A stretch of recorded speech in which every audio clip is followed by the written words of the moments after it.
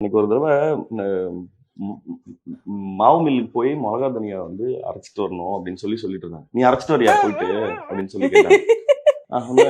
நான் வந்து அந்த சமயத்துல திடீர்னு ஒரு கொம்பு முளைச்சிட்டு யாரு தெரியுமா அப்படின்னு சொல்லி எங்க அம்மாட்ட கேட்டேன். எங்க அம்மா சொல்லு யாரு நீ அப்படின்னாங்க. நான் அப்படியே என் கர்வம் எல்லாம் உடஞ்சு போச்சு. சொல்றா யாரு நீ சொன்னாங்க. ஆக்சுவலா என்ன சொல்றதுன்னு தெரியல. சரி கூட செம கியூட்டான சீன். அதெல்லாம் அவ்வளவுதான் முடிஞ்சு. இதுல வேற என்னன்னு சொல்றது, சொல்லு யாரு நீ யாருன்னு சொல்ல இல்ல. எதுவும் டப்பிங்ல தான் அவர் மீட் பண்ணேன். அவரு வந்திருந்தாரு. ஸோ அவர் என்கிட்ட 2-3 விஷயம் சொல்லியிருந்தாரு. நீங்க ரைட்டரா அப்ப வந்து சிவா சார் சொன்னாங்க. சிவா சார்ட்ட கேட்கிறாரு, இவர் எங்கேயோ பாத்துருக்கேங்க. இல்லங்க நான் இவர் எங்கேயோ பாத்துருக்கேங்க அப்படின்னு சொல்லிட்டே இருக்காரு. அப்போ சிவா சார், இல்ல சார் இவர் ரைட்டர், நம்ம ஆஃபீஸ் கூட நீங்க வரலையே சார் அப்படின்னு. இல்ல கரெக்ட், நான் எங்கேயோ பாத்துருக்கேன் சொல்லும்போது, சார் காலால நடிச்சிருக்கேன். கரெக்ட், ஆமா. அப்புறம் விக்ரம் வேதால பார்த்தேன் அப்படின்னு சொல்லி சொன்னேன். அப்புறம் சொல்லிட்டு இருந்தேன், ரொம்ப தேங்க்ஸ் சார், நான் ரொம்ப என்ஜாய் பண்ணேன் இந்த படம் ஒர்க் பண்ணிருக்காரு. அண்ட் எவ்ரி டைம் டப்பிங்ல ஏதாவது ஒவ்வொரு டைலாக் பேசிட்டு சிவா சார்ட்ட கேட்பாரு, ஓகேவா அது அப்படின்ட்டு. அதுக்கப்புறம் பக்கத்துல மணி ஓகேவா அப்படின்னு கேட்பாரு. ஸோ அது வந்து அப்பதான் வந்திருக்கேன்றதை தாண்டி சார் அது ஓகேல கரெக்ட்ல அப்படின்னு. ஸோ அது அந்த என்ன சொல்றது, அந்த பிஹேவியர் இருக்குல்ல, அவன் சின்ன பையன் அவன்கிட்ட எது கேட்கணும்னு நினைக்கலாம், பட் ஆனா அதையும் கேட்கிறாருல, ரொம்ப ரொம்ப யூனிக்கான ஒரு குவாலிட்டியா. ஒரே ஒரு 2 லைன் நீங்க வந்து அஜித் சார் மாதிரி பேசினா என்ன லைன், என்ன டைலாக் குடும்பத்துக்கு சார் விஷ் பண்ற மாதிரி ஒன்னு வச்சுக்கலாமே. எந்த அஜித் தலைவா? 100 கோடி பேர்ல அந்த ரெட் அஜித் தெரியலையே.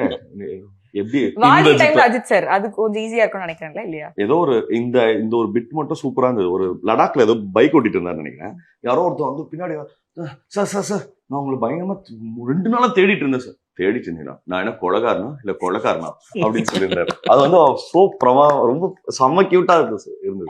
அஜித் சார் தான் உங்களுடைய இன்ஸ்பிரேஷன் அப்படின்னு சொல்லிட்டு ஒன் ஆஃப் தி இன்ஸ்பிரேஷன் நிறைய பேர் இருக்காங்க. அஜித் சாரும் சரி, விஜய் சாரும் சரி.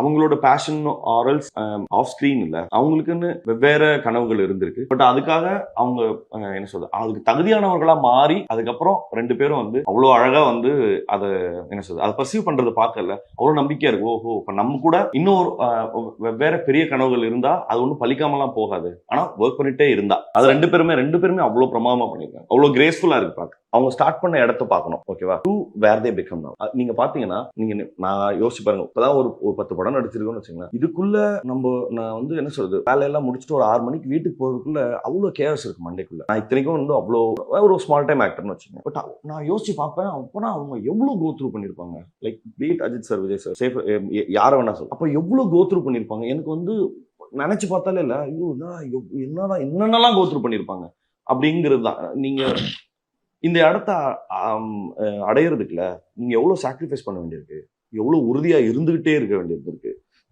ஏதாவது ஒரு சமயத்துல நீங்க லெட் டவுன் ஆயிட்டீங்கன்னா உங்களை அவ்வளவுதான் முடிச்சிருவாங்க. ஸோ நீங்க கண்டினியூஸா ரொம்ப உங்க கார்டை வந்து வச்சுட்டே இருந்திருக்க வேண்டியதா இருக்கு. ஸோ அது வந்து என்னைக்குமே பயங்கர.